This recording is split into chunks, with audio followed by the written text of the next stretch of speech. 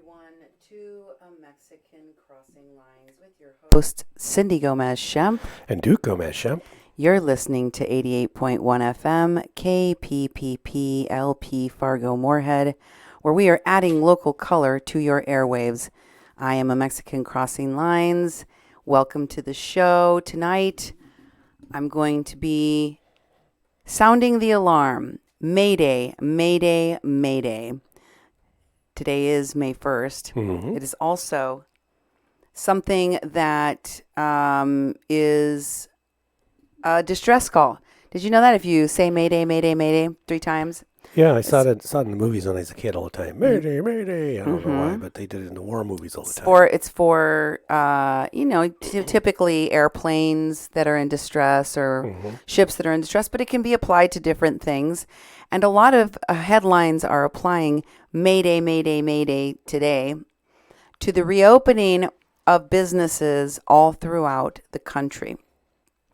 And this has come to mixed reviews because there is a heightened level of anxiety, both about the way in which the businesses are being reopened, that they're being reopened at all in some instances, that the governors have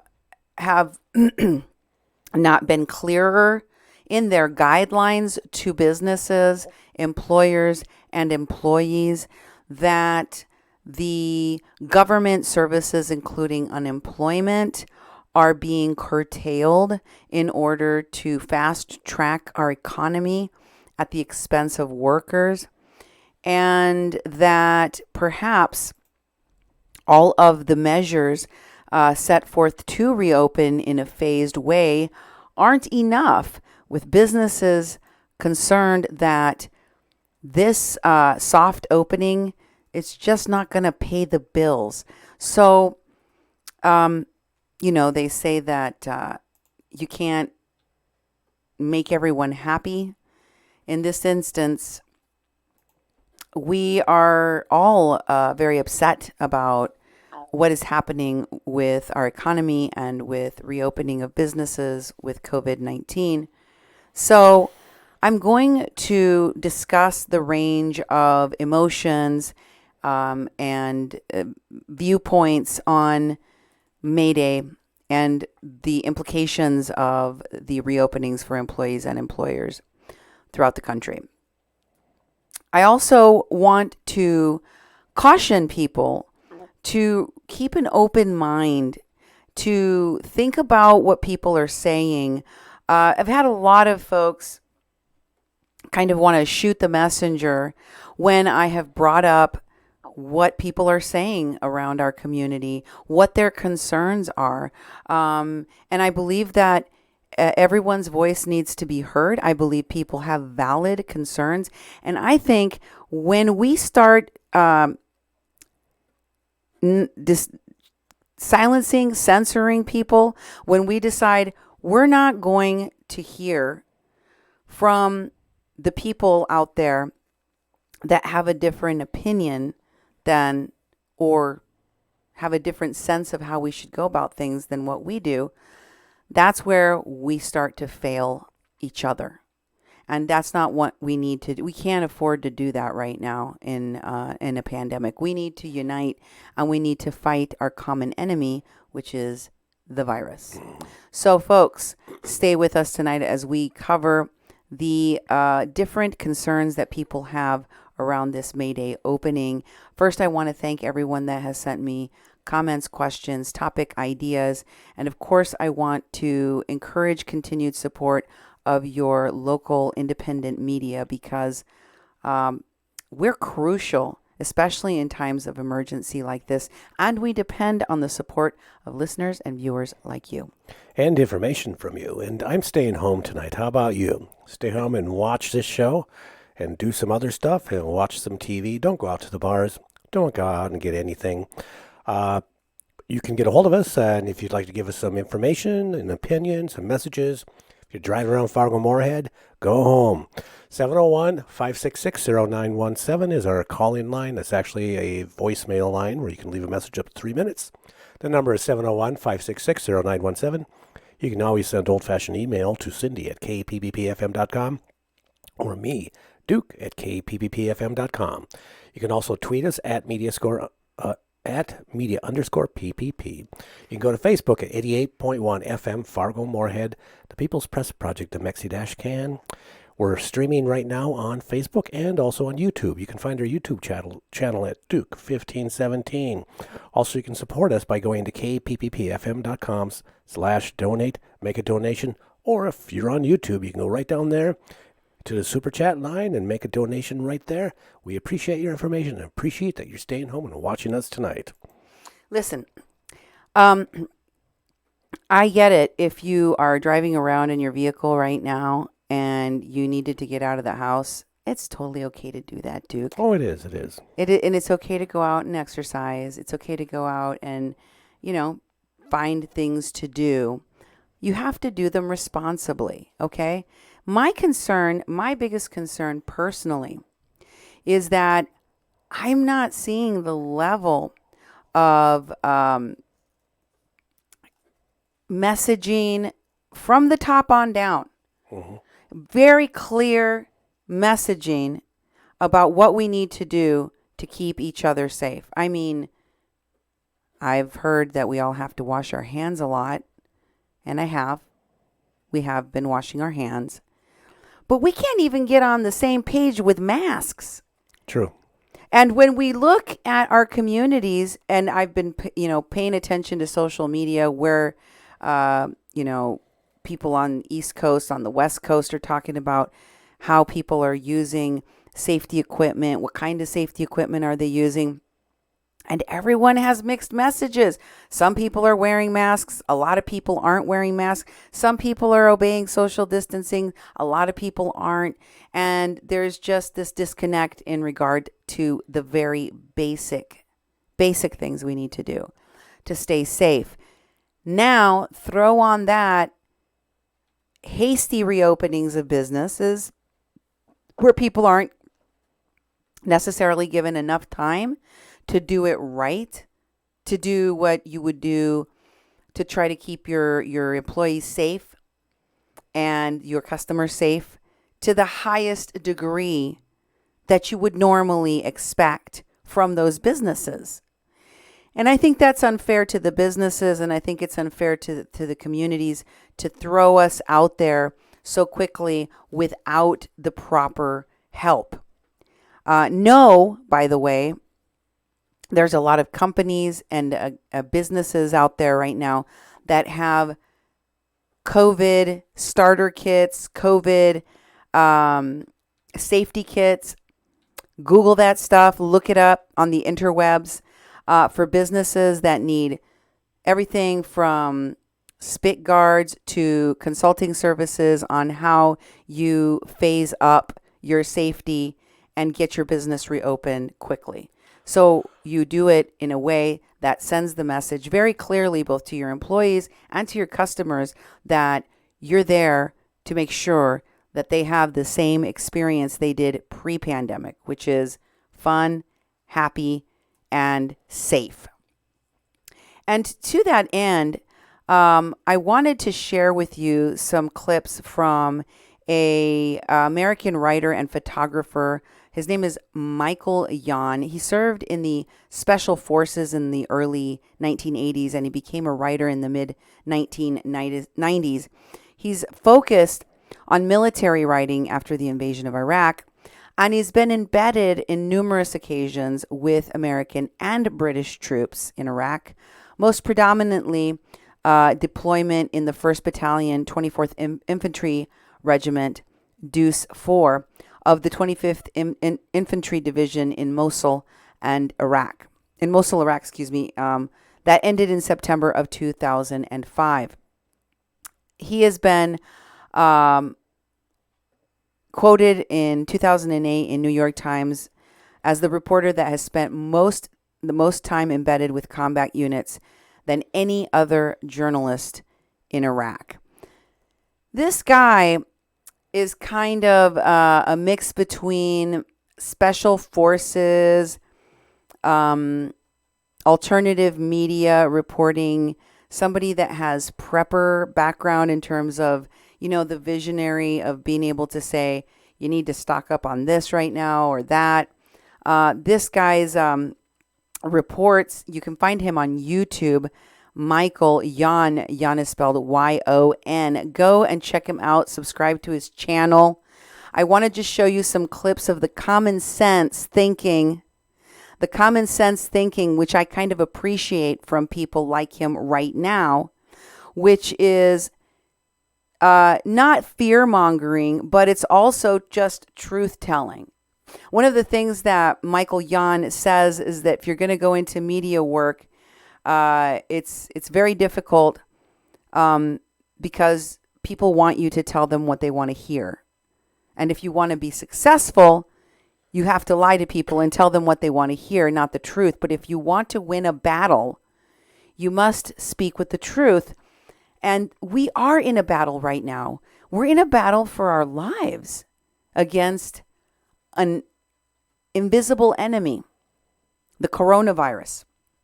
And we have to think logically. We have to be practical. We have to be critical. We have to question everything around us right now because our government is probably doing exactly what Michael Yon says, which is telling us what we want to hear. I prefer, like Michael does, to hear the truth. So I'm going to let you listen to some common sense things that he has said about what we can expect. He did this video. He titled it Mayday Mayday D-Day because he says we are all about to go into battle. Here's some of what he had to say. This other than I study this 7 days a week, and it's an intuitive leap. And my intuitive leaps have been amazingly accurate from Iraq to Afghanistan to Thailand to Japanese, Korean issues to Hong Kong insurgency. And to this, remember, I bought 600 masks in January and told people to stock up in January because food prices are going to. That was January. So my intuitive leap here on May 1st is that by the end of May, the United States is going to see a skyrocket of casualties. Now, am I saying we should not open? Negative. I'm not saying that. I'm saying this is like D-Day. You're going to go back to work or you're not going to go back to work. If you're going to go back to work, like on D-Day, you need to wear a helmet. Some people are going to die anyway. That means masks. That means washing hands all the time. That means as much social distancing as possible because this is a D-Day of sorts. And I think anybody that thinks who thought that we would have our casualties down to zero on May 1st is a joke. They are laughable. They should be stricken from future. I wouldn't listen to any of them. The idea that this will be under control by June, July, August, September, October, November, or December, or January is a joke. It's not going to be under control by January or February or March. It will not be. Now we see this ultra warp speed, whatever, vaccine program that it'll be, we'll just get this vaccine rushed through. Hey, I can get you a vaccine right now. I got some white vinegar here I've been using to pickle some food and whatnot. There's a vaccine. We'll just, do whatever. Take a drop of vaccine in your nose or something. Are you going to be the first to line up and take a vaccine that they just rushed through? I'm not. Not unless the casualties to this thing start to go up to, 1/3 or something. But here, the bottom line is you have to get used to the idea that our experts, most of them, especially the ones who are working for the government, are either wrong or they've been lying. They've been leaning forward in the saddle. They sense that people want you know what? Speaking of great news, when I was walking up to Mount Everest one time, this is Ahmedabad, that's on the way to Mount Everest. But when I was walking up there, one of the things that Nepalese have a habit of doing is they try to sense out what you want to hear that makes you happy because they want everybody to be happy. And they will tell you that news, no matter what it is. No matter if it's life or death situation, you're going to tend to get good news, which is bad news. For instance, one time walking to Mount Everest, this was 2002, that time. Yeah. Uh, long story short, I'll skip it. I'll put it in a book. But long story short, just a series of good news that I and a small group of people were given that led to, pretty bad circumstances that we overcame. But it was just a series of lies that were good news to make us happy and kept and put us into a situation where we were outdoors in the cold and the sun going down. Anyway, long story short, that's what's happening with this. It's a series of good news. Oh, this next drug's going to solve it. This one's going to solve it. Of course, the cheaper drugs are sidelined because they don't make money. The remdesivir and all this controversy. Did you look what Fauci was saying about this last 24, 48 hours? Clearly being extremely liberal with his rendition of what the actual minor study was on remdesivir. Anyway, bottom line is prepare for the worst, because we're not going to probably hit the worst, but it's going to be a lot worse than anything. The worst is it's 100% fatality rate and humankind's gone, right? That's probably the best for Mother Nature. But we're somewhere in between. When it comes to the U.S. government and some other governments' ideas of or what they put out about what's happening and what's going to come next, they're just lying or wrong.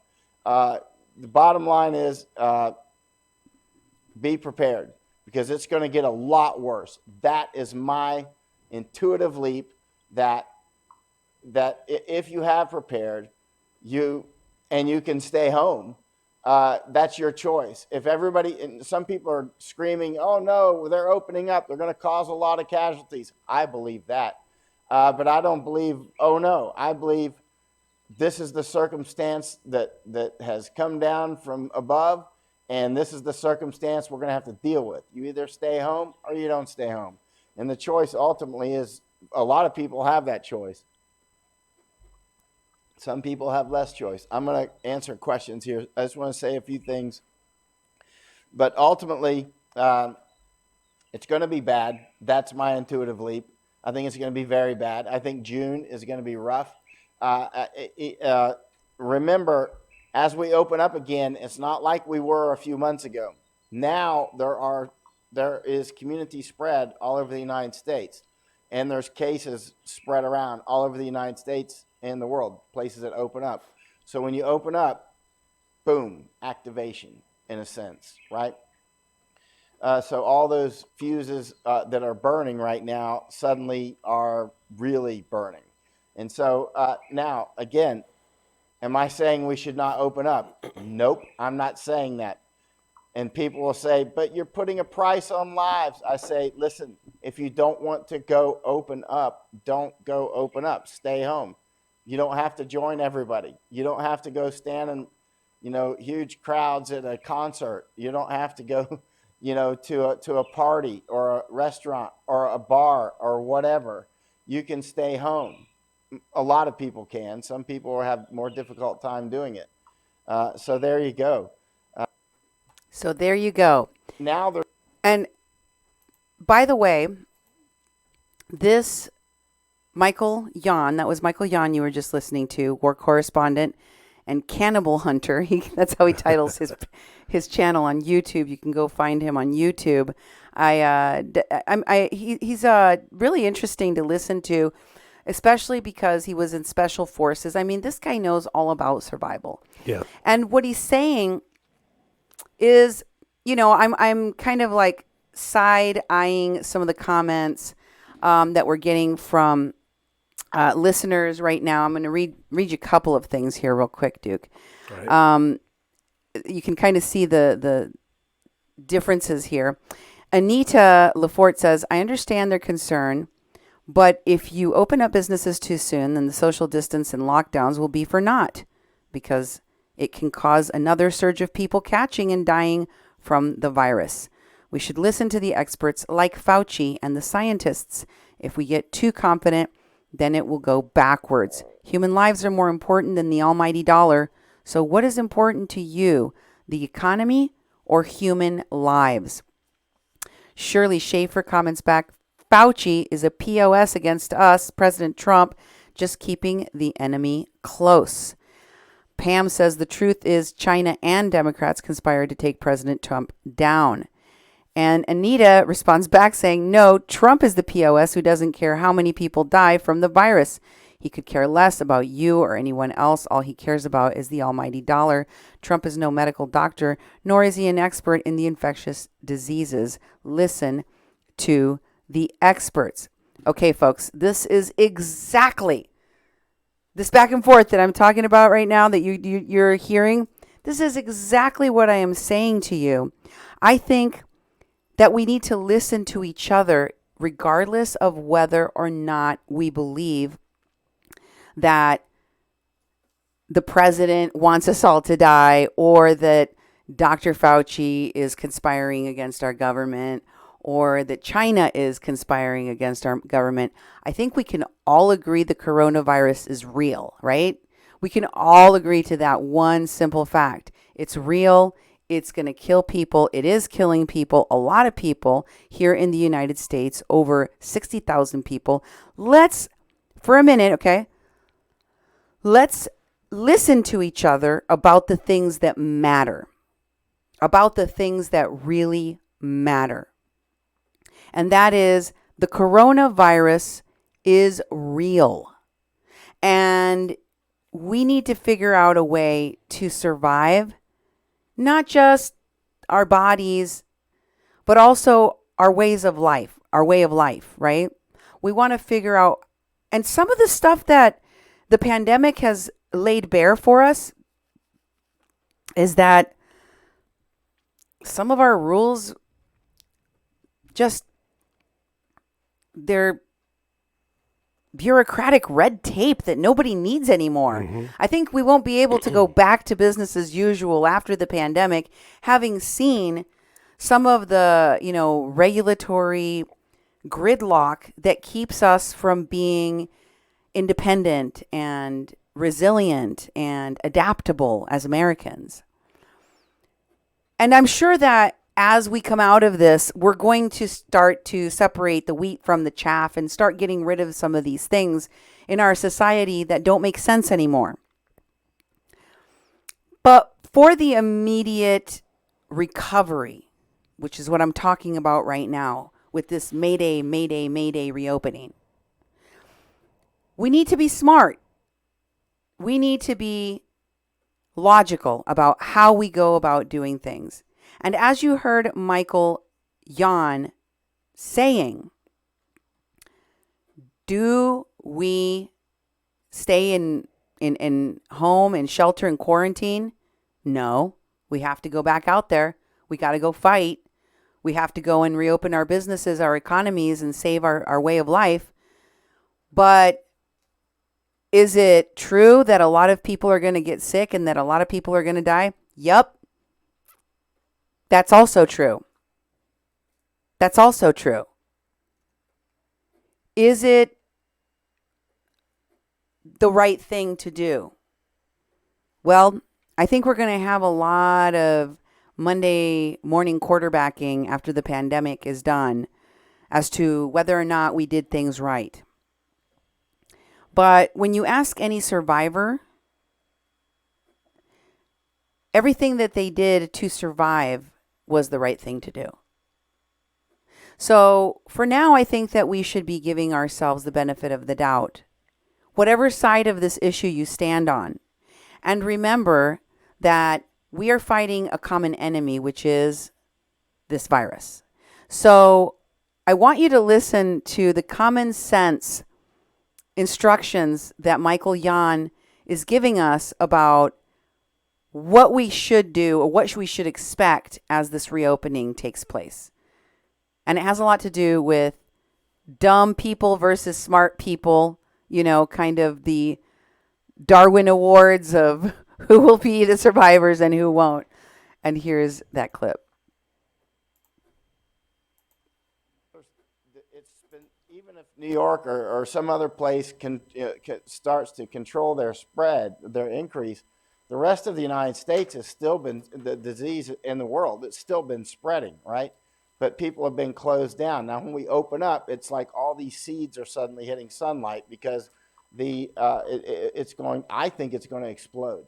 That's my uh, intuitive leap. I think by June, if we stay open, there, especially in the United States, where too many people are too stupid to wear masks, they don't wear masks. They're just stupid. Let's use the right word. As a writer, I like to use correct words, even if they're impolite, and even if my entire family, especially my grandmother, would have been incredibly upset for me to use the word stupid when referring to fellow humans. But if at this point in the game you don't get it that you should be wearing masks, you're stupid. And this is a stupid seeking missile.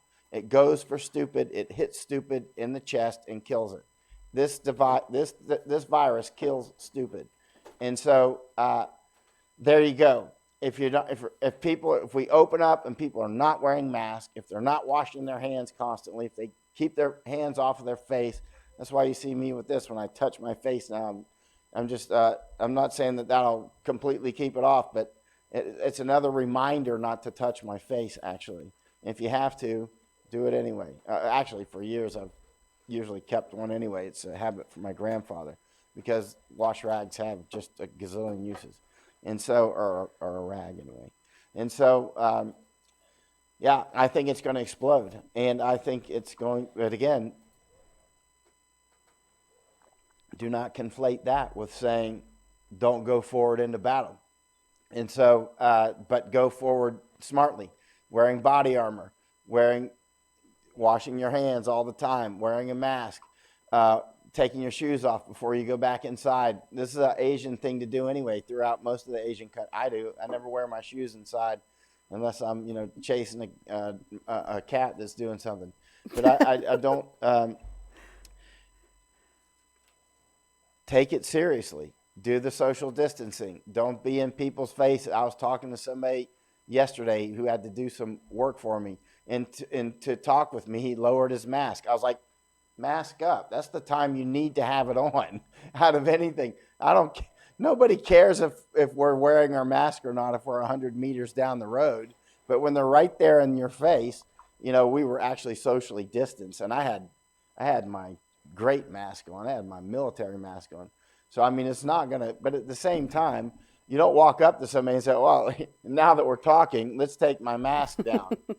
Okay, Rambo. Listen.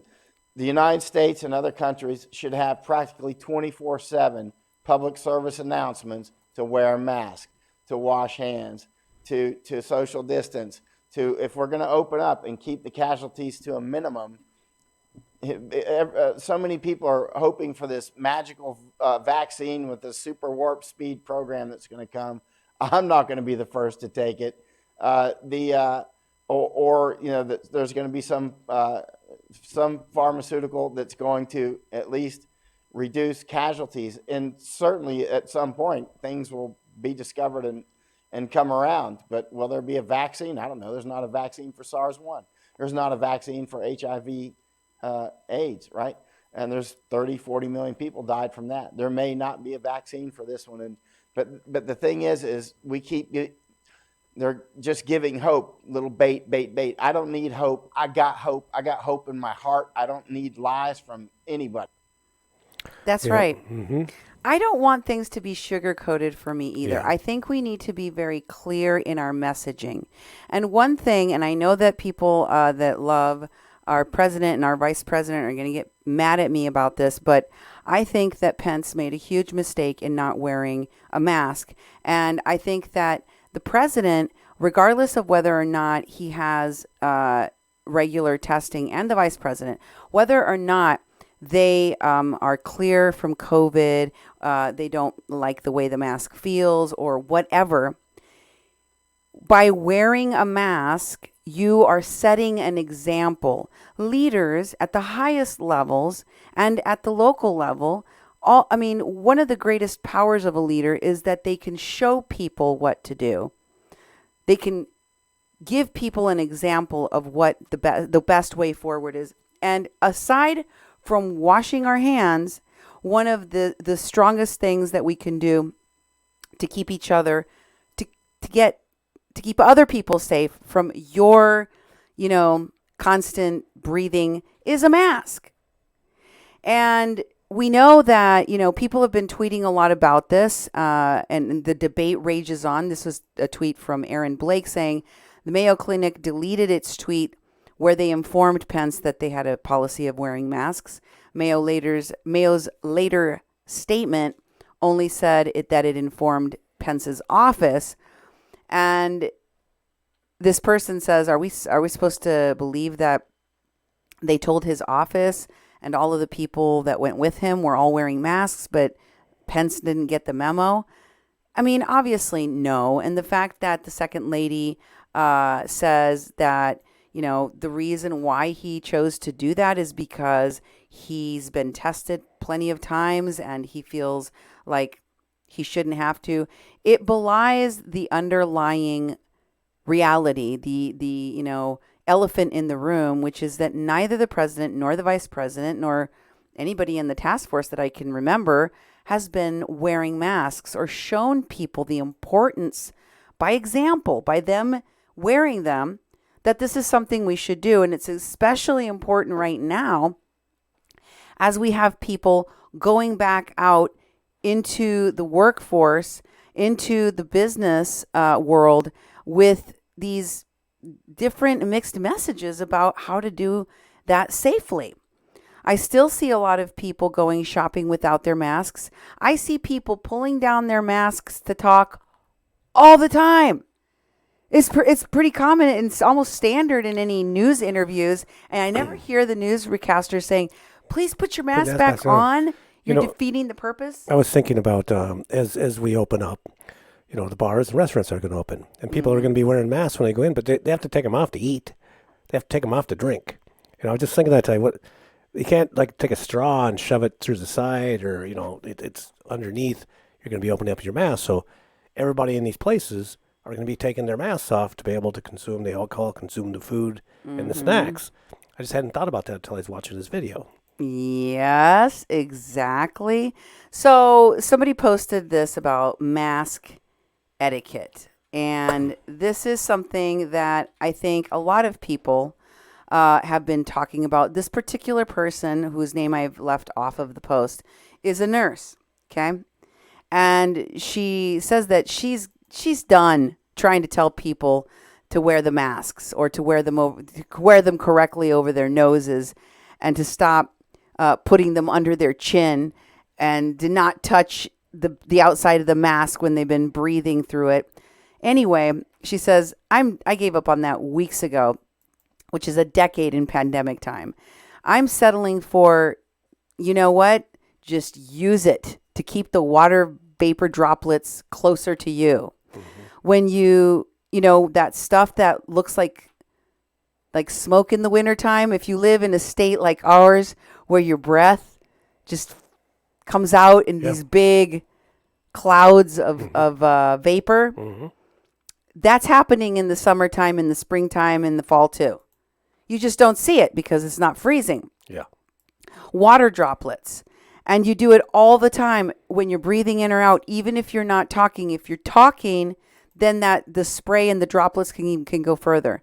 We all do it just by breathing in and out. We just can't see it because it's not condensing in the freezing cold. So what we are going for is just closing the vapor cloud off from our factories, our virus factories, which is our mouth and, our nose. Because our country is incapable of engaging in actual pandemic prevention, all we can do is manage the 4-inch circumference around our bodies. And wearing an ill-fitting, not appropriately sealed or tied mask that we shove down with our contaminated but gloved hands is not ideal, right? Right. And shove under our chins half of the time is not ideal, but it is better than nothing. And someone's Aunt Ruth thanks you for managing your viral footprint as she passes you where your vapor cloud could have been without that handmade scarf, bandana, or whatever you're putting over your mouth. Because wearing one of those masks It's really not about you. It's about all of us. Say I love you to the world. Wear a dang mask. And I want to show you this graphic of what it looks like when you are wearing a mask versus when you're not wearing a mask, because it's pretty remarkable. And this is just breathing. Well, I think there's a little cough in here. Take a look at the differences. You can see the guy with the mask is still expelling vapor around him and heat, you can see. But when he coughs and when he's breathing, the amount of vapor and how far it goes is quite different. So it's pretty important for you to be wearing a mask. Yeah. All right. Let's take a look at our numbers. Around the world, we have 3 million, over 3 million cases now worldwide of total confirmed cases of COVID. 3,341,311. Total deaths are up to 238,380. Total results from testing in the United States, we've tested 6,551,810. Still a very, very small fraction of our population in the United States. We are currently at 1,131,030 cases, 65,753 deaths, 161,563 people have recovered. So what this means is we are still on the rise in the number of cases, in the number of hospitalizations, in the number of deaths. What are our numbers in North Dakota and Minnesota? Well, Minnesota's had quite a surge. And there's 5,136 positive cases. There's been 343 deaths.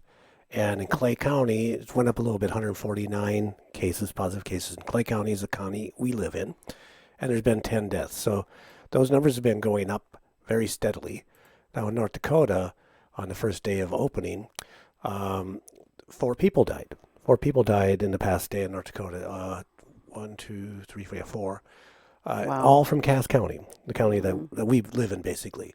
A man in his 90s, a woman in her 80s, a woman in her 90s, and another woman in her 70s. I wonder if those are all from nursing homes. I don't know. The stats are on their nursing homes are being hit hard, but they're not correlating these in these numbers when they send them out. And of course, the new positives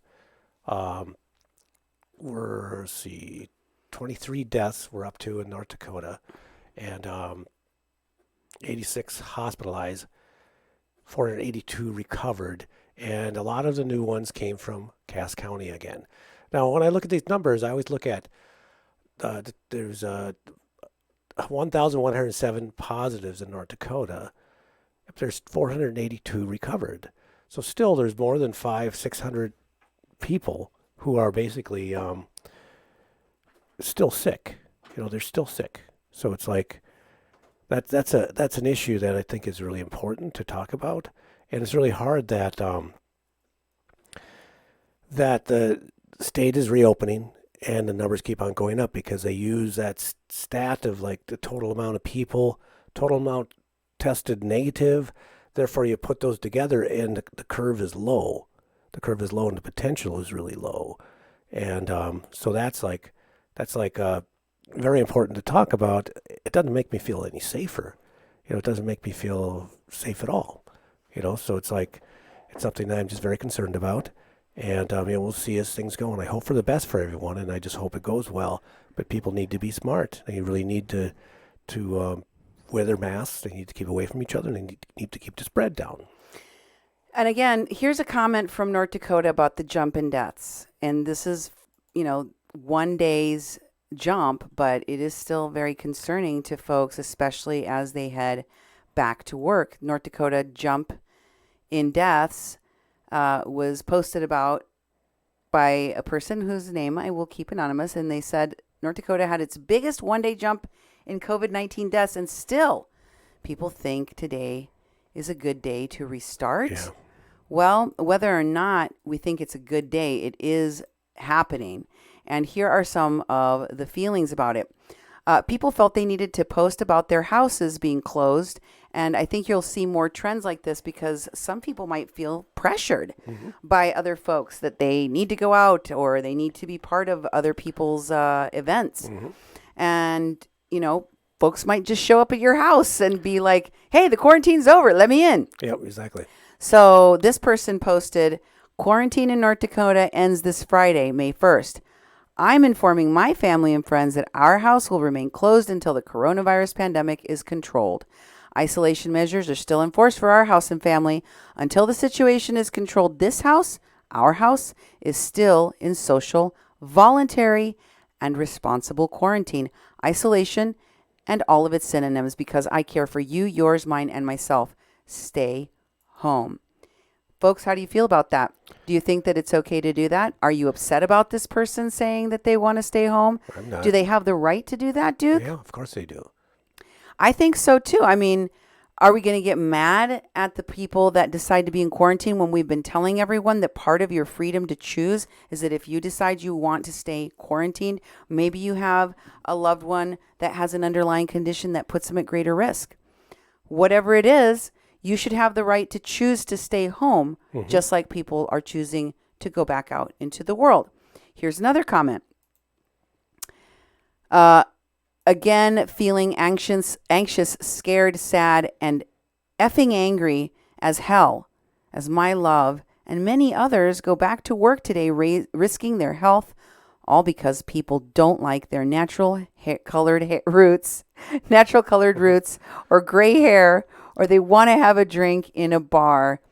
Hashtag F North Dakota. This person is very upset. Yeah, definitely. That sounds like their loved one and friends work in hair care and bars. Yep. Well, it just so happens one local eatery posted publicly about their decision to all its customers and friends. We've been getting a lot of questions about whether we'll be opening for full service on Friday. For us, the answer is a resolute no for now. We feel it's our duty to our staff, our customers, and our community to stay where we are until we have some sort of indication that things are getting better instead of worse. In the meantime, we are reevaluating the way we serve you in the past in order to successfully move forward into the future. We hope you will continue to support us and all of our other favorite businesses while we all individually navigate our way through this. Be kind and patient, and most of all, please be safe. Our community requires your diligence in order to ensure we will one day safely gather together again. What do you think about that? I think it's, they've been really good actually when the person owns a number of businesses and bars and restaurants. And liquor stores, and both sides of the tin. When this was first happening, they were still open, nothing was closed down, and she posted about asking her employees, do you still want to go to work? I'll lay everybody off right now. And people said, let's do it for a while longer. And so she was really responsive to the employees.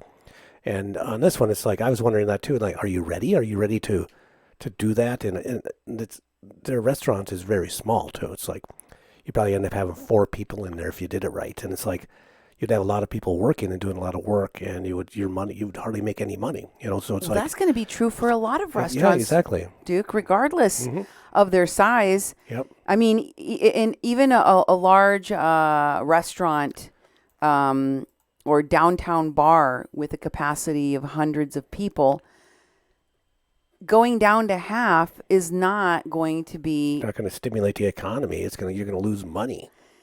How long, how many months, how many weeks do you want a business to operate at half capacity or quarter capacity, whatever your state is allowing, before that business goes under? Yeah. Because of that lack, especially given that they've been out of business for a full 3 or 4 weeks. Exactly. I don't know if it's sustainable. I'd love to hear your thoughts, your comments, telling us how things are where you live. Here's somebody else commenting on the social experiment that we are taking up. This one on the same post of Luna. I think this is the same owner of those businesses. I know this is a hard decision to make for businesses and every single owner that has their own set of challenges. It's important to remember during this time And everyone, including myself, needs to be reminded of that sometimes. In our case, we didn't hesitate to make this call, though it was the right thing to do for us. Let's all hope this social experiment that our leaders are currently conducting doesn't screw us all in the long run. Yeah, that's for sure. That's one of the biggest concerns that we don't know. This is an experiment. We don't know the outcomes. We're going to find out together. One person that commented on the local gym scene at the Y specifically was not happy that the reopening was happening in these places where people gathered to work out, and said they would pull their money, their dollars out of this gym, saying, for those of you that think our governor of North Dakota is doing such a great frickin' job, ever work out wearing a mask? Oh, yeah. Have you ever swam or made sure people are 6 feet away from you? In a gym, it's kind of hard, right? Yeah. Asking, because I can tell you right now that people will not wear a mask at the Y. I will cancel my membership if they think this is okay to open. Really screwed wave for North Dakota. Want to stay home for the summer because the governor could not keep things shut down for a couple more weeks. Our numbers are going up, not down. By the way, those of us that go to the Y a lot see how much trouble the poor staff are having to enforce the rules. Now, add another thing onto their plate. True. Gyms are going to have a rough time. I'd love to hear from different gyms, boxing clubs, places where you work out, whether it's within a compound within your building or at different locations. What is it looking like? Are people following the rules? What kinds of business innovations are you seeing?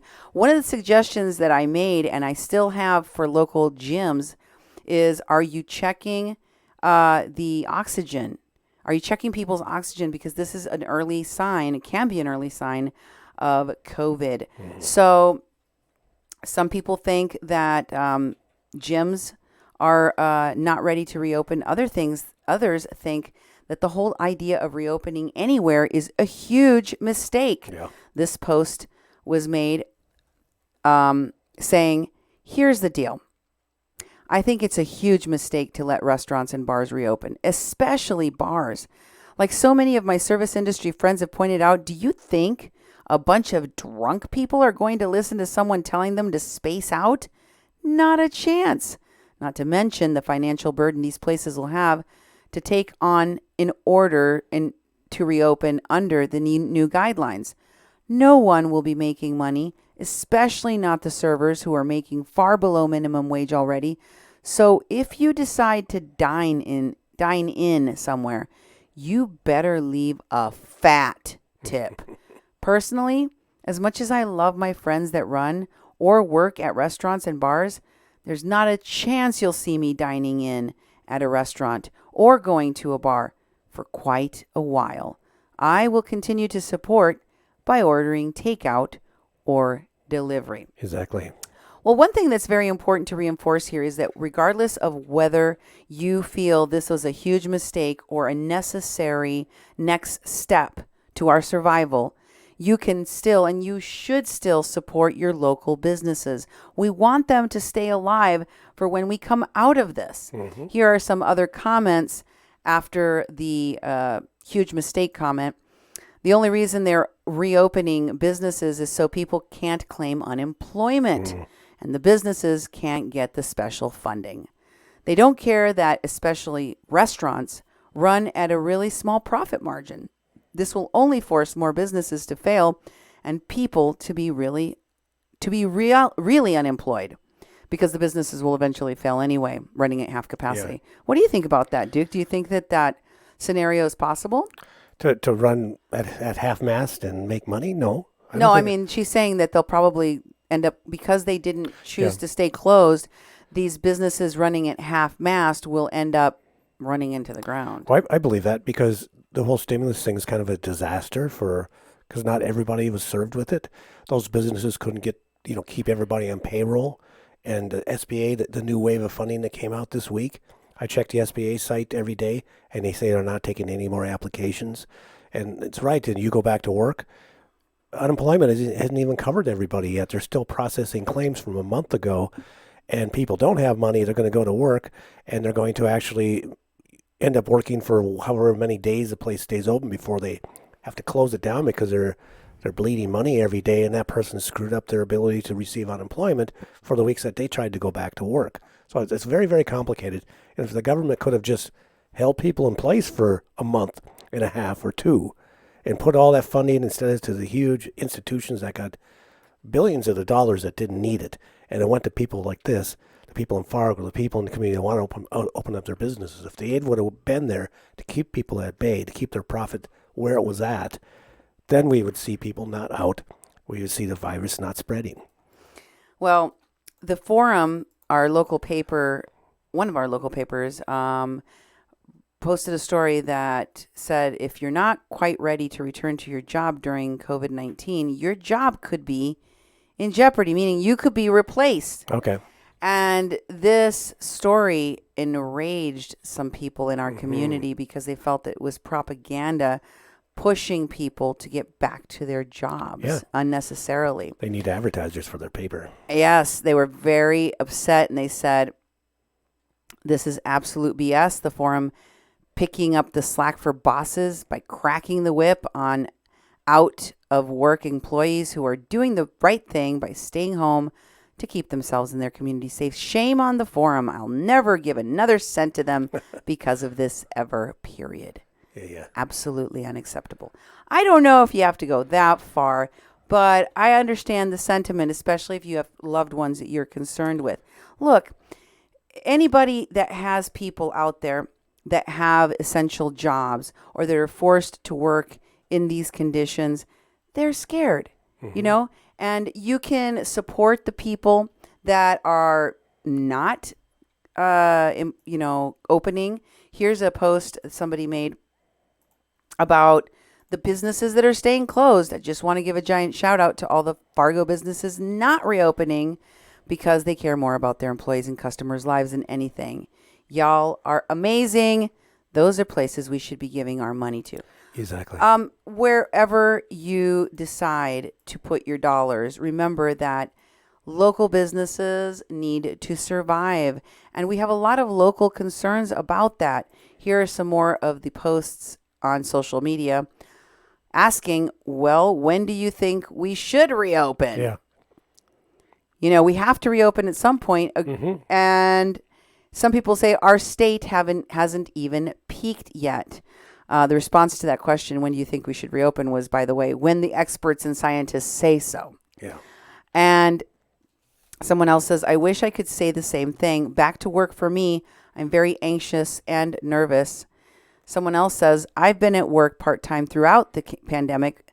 Good luck when you have to get back out there because people are out there like nothing is happening. Blow mind emoji.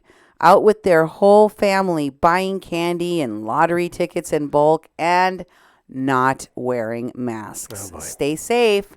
That's the concern. As Michael Yon said, this virus is a heat-seeking stupid missile. Yeah. It finds stupid, it hits it in the chest, and it kills it. That's what it does.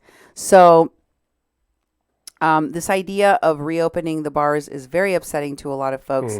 This is another post about the bars asking, so like technically people can bar hop? Like go to several bars in a night and just spread COVID everywhere? Yep, pretty much. Are there regulations? Like if you're in a healthcare job or working closely with people, you can't go to bars? This is weird to me. Okay. Someone responds, no, I don't think there's really any restrictions for patrons in that sense. They want people to keep track of where they're going through the Care 19 app. And the response is hilarious. Lol. Hey, drunk people, could you please track yourselves being safe on an app? I don't think that's going to happen. Yeah. We can't even get people to wear a mask. their masks at Costco, y'all. It's a problem. People are so upset about having to wear their masks at Costco. Somebody made this post saying, things to consider before you clutch your pearls, stomp off indignantly, or get a case of the vapors over the intolerant assault on your human rights. The shops at Costco. You are not the center of the universe. Our supply chain is struggling. Retailers are spreading crazy thin and cannot handle more of the staff being out sick or quarantined if they can help it. Hourly retail workers have parents and children and spouses who are medically fragile, and they simply want to work in the safest possible environment. I know. How dare they? Costco in particular has a long history of paying its employees a better wage than any competitors and provides really solid benefits. They are probably a company worth supporting. Your medically fragile friends and neighbors can stay home to a point, but they do need to eat. They need to pick up prescriptions. No one's asking you to wear a mask at a nightclub. Of course, medically fragile people don't need to be at nightclubs. They do need to go to grocery stores and to get their prescriptions. No business owner wants to end up being sued when an essential retail worker gets sick or has infected a bunch of people, because let's face it, the government promises to handle the financial impacts of this hasn't exactly panned out for businesses so far. There are far bigger assaults on one's freedom and autonomy. Did you know that many adult women can't get their tubes tied without their partner's written consent? Blink, blink, blink. Just imagine the amount of privilege and comfort one must live in to be so insulted or tortured by what is at worst a mild inconvenience. So before you get your Scarlett O'Hara, just stop. Ask yourself if all of the battles to pick, if this in the whole wide world, this is going to be your cross to bear. Because this is all for nothing. Maybe face coverings aren't as efficient or foolproof or comfortable as we'd like, but you aren't being tortured or oppressed. Do those hardworking supply chain workers a solid and get over yourself. What do you think, Duke? Good advice? Yeah, it's like people are putting their angst into different things that bother them, and it's like we've talked before. None of us have been prepared for this, and it's bringing out the mean in people. It's bringing out the insecurities in people. And, it's been going on a while. I mean, at first we were 3 weeks, 4 weeks, 6 weeks now, 2 months for some people. It has been really hard, so it's like people are like just flying off the handle, even on our live streams, some of the messages are coming out of people and you're like, whoa, people are edgy. Yeah, and that's just in North Dakota that we've covered the comments so far. Minnesota has prompted a lot of angry responses as well with their new stay-at-home orders. Yeah. And Minnesota has issued stay-at-home orders that are slightly different. What's changed, what hasn't changed, I should say, is that Minnesotans must continue to work from home if possible. Bars and restaurants will remain closed to dine-in customers and are still allowed to provide takeout and delivery services. Schools will also remain closed and instead will provide distance learning to students through the end of the academic year. What's new? Retail stores will be allowed to offer curbside pickup for shoppers. Well, that's a change. That'd be interesting. A lot of people are upset about the fishing opening in Minnesota. Why? What's going on with that? Well, people want to know what's Governor Walz going to do. Is he going to allow the fishing opening to happening? It's on Mother's Day, And what's going to happen if they don't? Because this is a source of, if they do open it because they consider it a safe activity, does that mean that it's only for Minnesotans, or can people from out of state still come and fish? Well, they can get out-of-state fishing licenses. So, well, one thing to consider is that we are learning every day new information about COVID, including the fact that it's been around a lot longer than we thought. In fact, NPR News just shared this story about a family who had illnesses suggesting coronavirus that came all the way back from January, when young Kate Austin returned from Japan with a strange illness she just couldn't shake. And I'm sure a lot of you are beginning to remember family members or instances back in even December of last year, January of this year, where there was a lot of folks that thought they might die of their pneumonia or their flu-like symptoms, and they think they had COVID. Jerry for Trump asks that she wonders how many have been tested negative that have the antibodies. It's a good question. I hope that those tests are more widely available so we can find out. But tensions are rising everywhere, especially at places where employees are testing positive. Take a look at this video protest at a Ralph's grocery store chain in Los Angeles, where people are protesting the fact that I believe about 19 employees have all now tested positive for COVID and are demanding that they get more protective gear.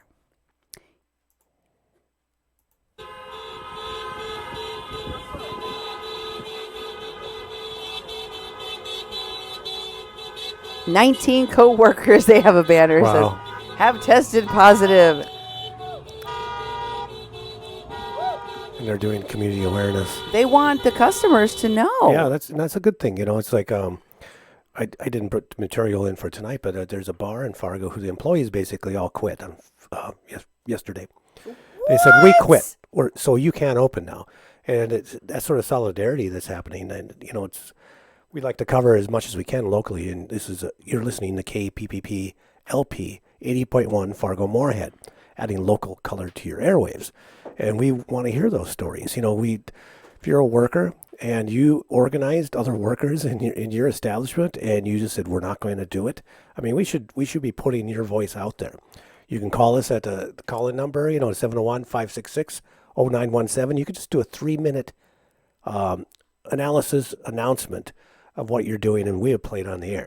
If you want an all-out interview, we could do something like that. So you're welcome to share these stories, talk to Solidarity, because this is sort of stuff that, the media is not going to cover very much because it's a little bit embarrassing, but at the same time, we've had time to think about what we can do for ourselves and what we can do for our community. And I believe that's reflective in people doing those sorts of actions. You can also feel free to tag us in social media, whether that's on Twitter or Instagram. This post from the Tea Party in Minnesota that took place outside of the governor's mansion tagged our station so that we could share the story of this family. Oh. And in this instance, this family put tea bags, as you can see. I don't know if you can see those very well. Okay, There's I thought little tea bags hanging off the fence. Off the fence and all around the fence outside of the governor's residence in Minnesota.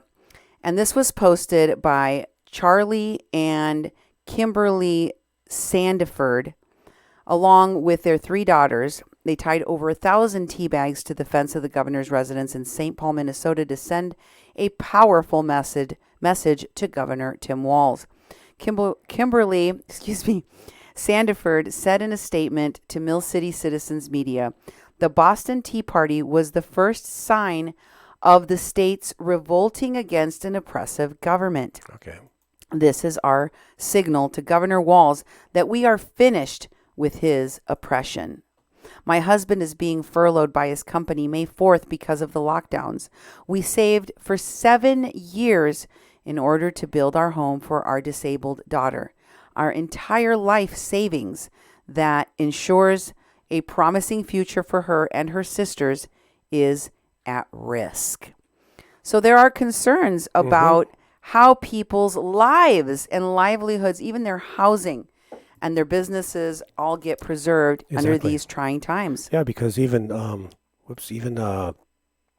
us, we have a mortgage on a house and we got a forbearance, but it's racking up. It's up to the 3rd month of owing mortgages, and it's into thousands of dollars that when this forbearance ends, we'll have to pay it up. And at some point, if you're not bringing in money and you can't cover that, you're going to lose your housing. There's going to be a rash of foreclosures on homes, a bunch of landlords kicking people out in evictions because people won't be able to pay. So it's a very, very serious issue that I believe people need support with.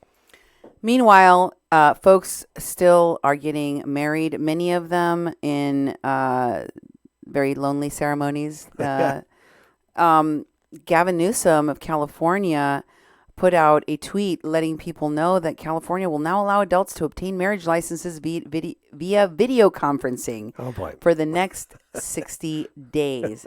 Wonder if you can get married over a Zoom call. Oh, yeah. I don't know. That's a new one. You have to have the Zoom pastor The certification. Zoom pastor. I don't know. Certification. And in Michigan, there was also another very tense protest. Michigan State House had multiple armed men storming the State House with Governor Whitmer, protected by police. Here are some of the tense scenes from that protest, where shoulder-to-shoulder protesters could be seen yelling, "Let us in," right outside the House chambers. Wow. Tense stuff.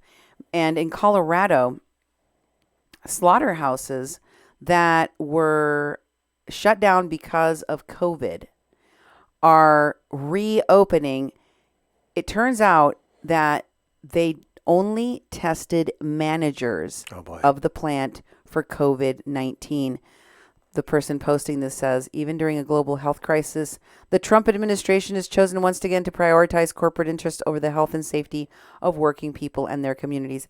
I don't know if you can pin this on the Trump administration. Yeah. He did assign that meatpacking plants were essential services, but he does not set the standards for individual businesses and the safety of their workers. It appears that the shuttered Colorado slaughterhouses were only testing managers and then reopening without testing 6,000 low-wage workers. Wow. Despite an order from the local health department to implement COVID-19 testing across their facility, JBS reopened its Greenlee, Colorado beef plant, where 5 employees have already died from this disease without testing any of their frontline workers. Jeez. It turns out from reading this article that they did begin to test their management and administrative staff, and such a large percentage of them were turning up positive for COVID, they stopped and they decided not to resume testing.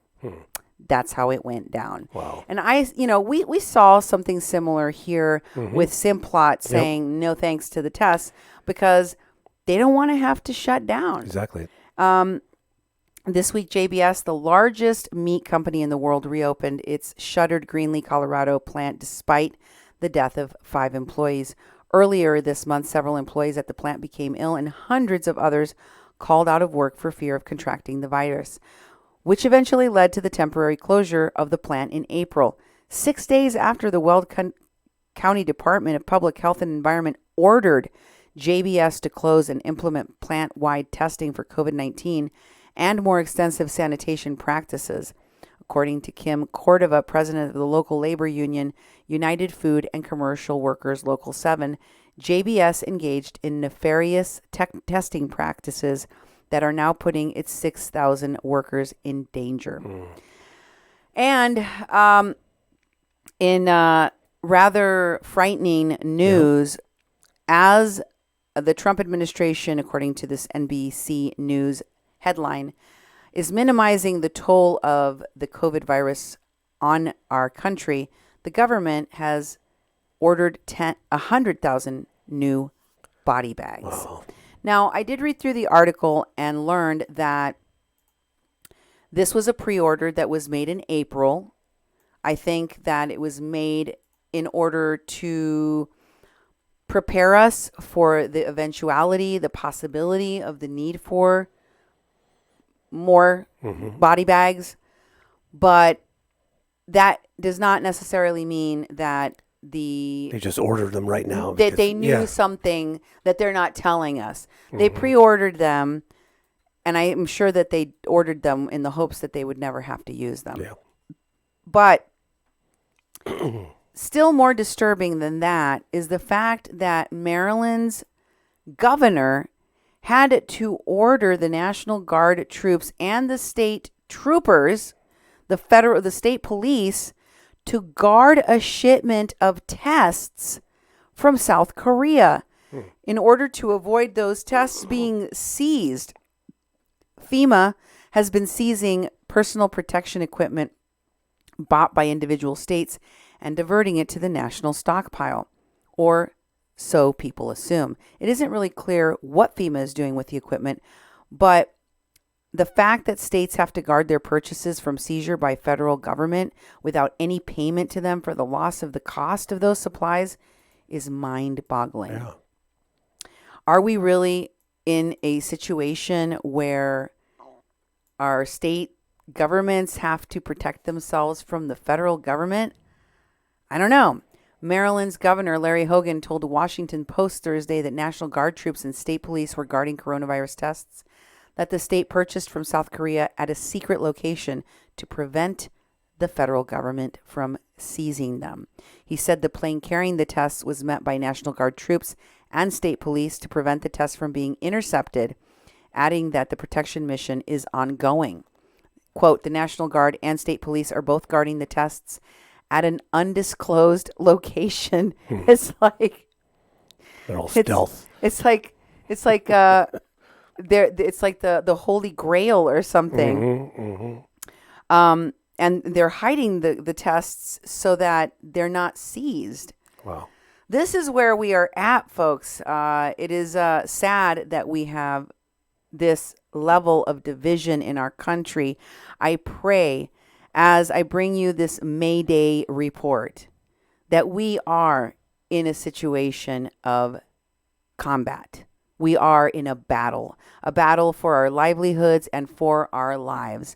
And I'd like to leave you with that thought of unity, that we need to have patience and love for each other, listen to each other's voices, and heed each other's warnings. Here's a funny one that was posted about the coronavirus in a local business. Due to the coronavirus, the CDC says people should stay 6 feet apart from each other. If you are feeling ill, please stay home and quarantine yourself. People need to learn how to spell. Quarantine, is that like cornhole? Quarantine, yeah. It's very, very popular here in the Midwest, right. the cornhole. Yeah. But quarantine, I hadn't heard of that one quite yet. And finally, for your funny moment of the day, I know this doesn't rise to the level of most of the funny videos I brought you in the past. Yeah. But I just thought it was kind of gallows humor, the way that this protester in Florida is taking to the beach to tell people to stay home. Okay. He doesn't think that the reopen is ready. Here is that story.